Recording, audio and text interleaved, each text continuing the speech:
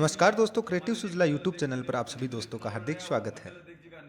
सुजानगढ़ भाजपा युवा मोर्चा के पूर्व अध्यक्ष नरेंद्र गुज्जर ने निष्कासन के पश्चात एक प्रेस कॉन्फ्रेंस का आयोजन किया, जिसमें गुज्जर ने नगर मंडल अध्यक्ष पवन माहेश्वरी व पूर्व जिलाध्यक्ष पंकज गुप्ता पर जमकर आरोप लगाए। गुज्जर ने नगर मंडल अध्यक्ष पर आरोप लगाते हुए कहा कि नगर परिषद चुनाव में पार्टी के विपरीत काम किया है। प्रदेश नेतृत्व तक शिकायत करने के बाद भी पंकज गुप्ता ने इन लोगों को बचा रखा है, जहां किसी अन्य राजनीतिक दल से सांठगांठ की भी बू आ रही है।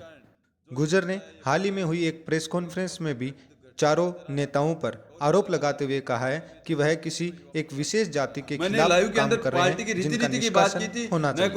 वहीं पूर्व विधायक खेमाराम मेघवाल की निष्क्रियता पर भी सवाल उठाते हुए कहा कि आपकी अगर कोई मानता ही नहीं है तो घर बैठ जाना चाहिए, किसी योग्य व्यक्ति को मौका देना चाहिए। और इन लोगों ने पार्टी को हराने का काम किया। जहां पार्टी 40 सीटों पर जीतने वाली थी, उन्होंने 20 सीटों पर लाकर छोड़ दिया। और उनका ऑडियो वायरल होता है, जो भारतीय जनता पार्टी का एक मूल वोट बैंक माना जाता है ऐसा समाज और बड़ा समाज है, उसके खिलाफ ये लोग ऑडियो में अपनी दूसरे व्यक्ति के साथ अपनी सहमति जताते हैं और वो ऑडियो वायरल होता है। उसके बावजूद इस लोगों पे कार्रवाई क्यों नहीं हुई थी? उस ऑडियो के अंदर भारतीय जनता पार्टी के अल्पसंख्यक के पूर्व मोर्चा के पूर्व अध्यक्ष के खिलाफ बोला जाता है और फिर भी ये लोग कार्रवाई नहीं करते।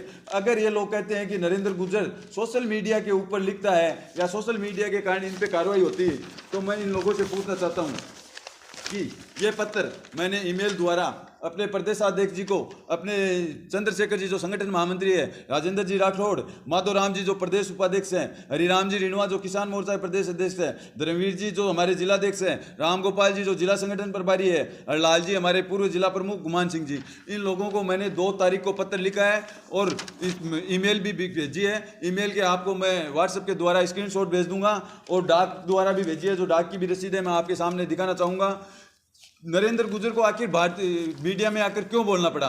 नरेंद्र गुज्जर पिछले 2 साल से प्रताड़ित है और इन लोगों को लगातार कहता आ रहा है, अगर मैंने अपनी थोड़ी सी बात सोशल मीडिया के द्वारा कह दी तो इसमें इतना बड़ा क्या गुनाह कर दिया कि इनको मेरे को बिना कोई कारण बताओ नोटिस, बिना कोई सूचना इनको निलंबित करना पड़ गया। पार्टी का नियम ये है कि अगर कोई गलती भी आदमी करता है तो पहले उसको कारण बताओ नोटिस दिया जाता है और अगर उसके जवाब से पार्टी संतुष्ट नहीं होती है तो आगे की कार्रवाई होती है। इन लोगों ने न कोई मुझे सूचना दी, न कोई कारण बताओ नोटिस जारी किया, सीधा निष्कासन कर दिया। ये लोग मेरे से परेशान थे, शायद इनसे काम हो नहीं पा रहा था पार्टी के अंदर और मैं लगातार सड़कों पर जनता के लिए लड़ रहा था, जनहितों की बात। मैं बीजेपी से यह चाहता हूं कि बीजेपी का शुद्धिकरण हो।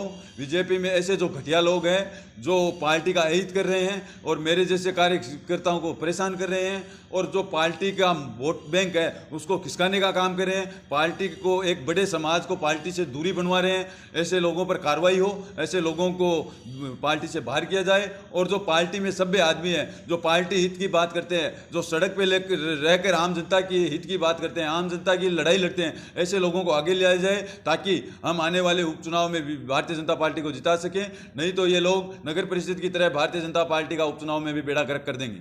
मैंने ऐसी अभी तक कोई बात नहीं की है कांग्रेस की। मैं अभी भी यही कह रहा हूं कि भारतीय जनता पार्टी के शुद्धिकरण की आवश्यकता है। और ये जो आरोप लगा रहे हैं, इन लोगों ने तो मेरे लाइव आने से पहले भी फेसबुक पे लिख दिया था कि ये कांग्रेस में जाएगा। आज रात 8 बजे कौन कांग्रेस ज्वाइन कर रहा है? मैं इनसे पूछना चाहता हूं, क्या आप पितर हो गया? आपको कैसे पता चल गया कि मैं कांग्रेस में जा रहा हूं? केवल और केवल मेरे को बदनाम करने की साजिश है, इसके अलावा कुछ भी नहीं है। ये लोग पूरे प्री प्लान से पिछले 2 साल से मेरे पीछे लगे हुए हैं। इसके अंदर मैं हमारे नगर मंडल अध्यक्ष पवन जी चितलांगिया और उनका सपोर्ट लेने वाले, उनकी पीठ पे बैक साइड बनकर रहने वाले, उनकी मजबूती से सपोर्ट करने वाले, जिनकी प्रदेश तक पहचान है, माननीय हमारे पूर्व जिलाध्यक्ष पंकज जी गुप्ता ये सब करवा रहे हैं और इनकी टीम मंडल अध्यक्ष जी के इनके साथ है। मैं इस पूरे के पूरे जो सुजानगढ़ संगठन के अंदर दरारें आई है, इनका पूरा का पूरा श्रेय माननीय पूर्व जिलाध्यक्ष पंकज जी गुप्ता को दूंगा। इसके अलावा मैं आज प्रेस कॉन्फ्रेंस कर रहा हूँ, मेरे दिल के अंदर दर्द है, मैं दुखी हूँ, क्योंकि मेरी पार्टी थी जिसको मैंने सींचा था, जिस पार्टी के लिए मैंने लाखों रुपए खर्च किए थे, मैंने अपने बीवी बच्चों को टाइम नहीं दिया, मैंने इस पार्टी के लिए दिन रात काम किया। पार्टी में काफ़ी असंतुष्ट लोग हैं और अगर उनको समय रहते नहीं संभाला गया तो ये लोग भी दूसरी दिशा में जा सकते हैं। कहना चाहूँगा, युवा नेता है और पूर्व में युवा मोर्चा का अध्यक्ष रहा है। इनका 13-14 महीने का जो कार्यकाल था वो बहुत सुंदर तरीके से रहा था। हमारे पार्टी के लोग नेतागण हैं वो सो रहे थे, लेकिन इन्होंने भारतीय जनता पार्टी के लिए 13 महीने में करीबन इसने 40-50 बार प्रदर्शन किया है, ज्ञापन दिया है, भूख हड़तालें की है और पार्टी को जगाए रखा है।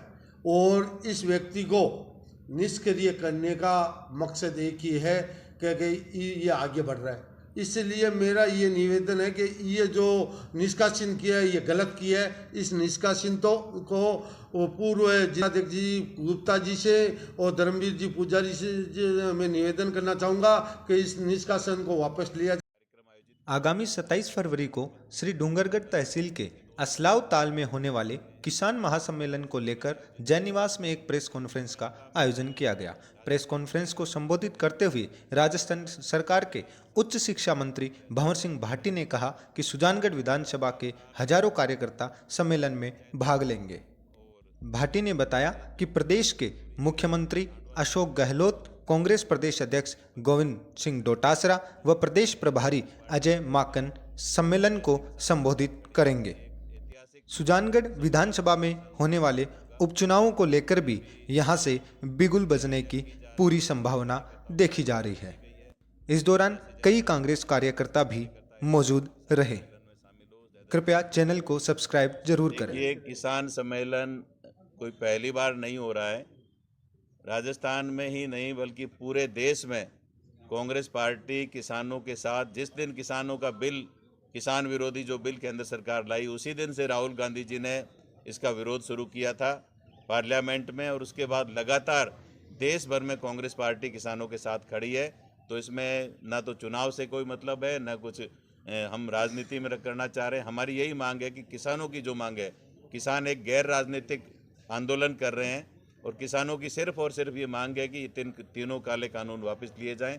तो इन तीनों काले कानूनों को जब तक वापस नहीं लिया जाएगा तब तक कांग्रेस पार्टी साथ रहेगी। इसमें हमारी कोई राजनीति नहीं है, किसान की कोई पार्टी नहीं होती है। इसमें सभी बीजेपी के अलावा तमाम राजनीतिक पार्टियां इन तीनों काले कानूनों का विरोध कर रही है। देखिए, ये बजट कोई अंतिम बजट नहीं है। अंतिम जो बजट होता है वो चुनावी होता है। जब सरकार के 5 साल पूरे हो जाते हैं तो ज़्यादा घोषणाएं होती है, तो ये समझा जाता है कि चुनावी बजट है। लेकिन अभी हमारी सरकार को बने सिर्फ 2 साल हुए हैं अभी, और 3 साल अभी हमें काम करना है। हम इन तमाम घोषणाओं को धरातल पर लाएंगे, उन तमाम कामों को पूरा करेंगे और जनता को सुपुर्द करेंगे कि हमने ये काम किए हैं। तो निश्चित रूप से ये चुनावी बजट नहीं है। और राजस्थान के माननीय मुख्यमंत्री जो खुद एक वित्त मंत्री भी हैं, और उनका जो अनुभव है, उनकी जो कार्यशैली है, उनका जो विज़न है, निश्चित रूप से उन्होंने बहुत ही सारी व्यवस्थाएं देख करके सारे प्रबंधन करने के बाद ही ये घोषणाएं की है। और एक भी ऐसी घोषणा नहीं रहेगी कि जो पूरी नहीं हो। तमाम घोषणाएं हमारी सरकार आने वाले समय में पूरी करेगी, और हम आने वाले समय में जब चुनाव में जाएंगे उससे पहले ही सारे काम पूरे करेंगे। हमारे बीच में हमारी प्रदेश उपाध्यक्षा नसीम अख्तर जी भी हैं, तो आप थोड़ा कोई बात कर। पहले दिन से कांग्रेस खड़ी है। हमारे नेता आदरणीय राहुल गांधी जी पहले दिन से, जब ये 3 कृषि के काले कानून मोदी जी की सरकार लेकर आई, तब से ही राहुल गांधी जी ने उसका विरोध करना शुरू किया। और उसके बाद कांग्रेस पार्टी पहले दिन से ही किसानों के साथ खड़ी है। पहले भी जब मोदी जी की सरकार भूमि अधिग्रहण बिल लेकर आई थी, तब राहुल गांधी जी ने उसका विरोध किया। पूरे देश में आंदोलन हुए और उसका परिणाम रहा कि बीजेपी की सरकार को वो भूमि अधिग्रहण बिल वापस लेना। उसी प्रकार कांग्रेस अभी पूरे देश में आंदोलन कर रही है। कांग्रेस ने अभी राजस्थान में, पीलीबंगा में, पदमपुर में, अजमेर के रूपनगढ़ में जो मेरी विधानसभा में आता है, और नागौर के मकराना में भी किसान सम्मेलन के साथ साथ ट्रैक्टर रैली भी की है।